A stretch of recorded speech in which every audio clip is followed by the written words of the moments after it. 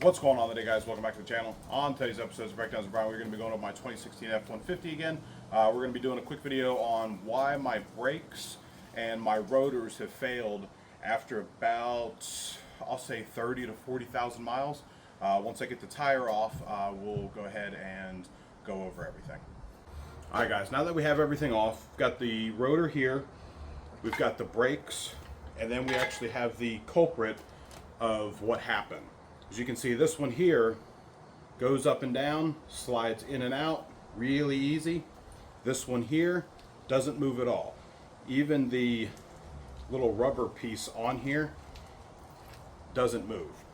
So what happens is the brakes are going to ride right on there, and the good side is going to push down and make contact with the rotor first. So it's going to wear one side of the pad down. Eventually, the pad's going to go, and then it's going to scratch your rotor. Normally it wouldn't be too big of an issue. You go down to AutoZone, grab you a rotor and some brand new pads, and go ahead and replace it. Always check both of them, because my issue was actually on the passenger side that wore a whole lot quicker than the driver's side, and this one is the driver's side that doesn't move either. So this one was going to go as well. So unfortunately I bought the drilled and slotted rotors, so I couldn't just go down to AutoZone or anything like that. None of my area had them in stock, so I ordered them online. I went with Detroit Axle. You get brake fluid, you get parts cleaner, and I think I paid maybe like $180 for them. Probably the best bang for the buck in my opinion. But let's get back to this. So like I said, my issue was I couldn't just go down to the store and buy it. So I had to surface clean it with a grinder, which I don't, I hope nobody else would do that if you're not in a pinch. So I actually went down, I bought new brakes, new brake pads. After I cleaned up the rotor, I put it back on. I knew I was only going to drive it maybe 15, 20 miles that week. So with it, after everything was said and done, I put it back on. You couldn't really notice too much with difference with the brakes, but that is going to be the reason that your brakes are going to fail after only so long. Now, as you can see, this one here, it's got lube in it, it's got grease in it. Why this one failed, and like I said, the one that was even worse was on the other side. It failed as well. I actually had to heat this up here and hit this with a hammer and a chisel to get that out.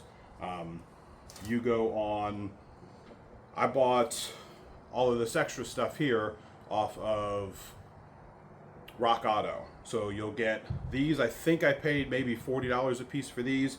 I went ahead and said I'll just do both of them, because what happens is if you can get that out and clean it, that's fine, but the inside of there is still rusted and it's never going to be the same. So I went ahead, they're only $40 a piece. I went ahead and ordered those.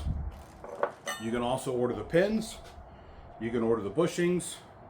That's what they're going to look like when they're on.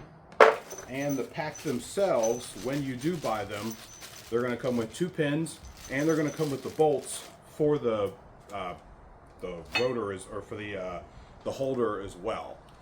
So it's a pretty good deal. These were cheap, maybe $7, $6-7. The rubber pieces were probably $3.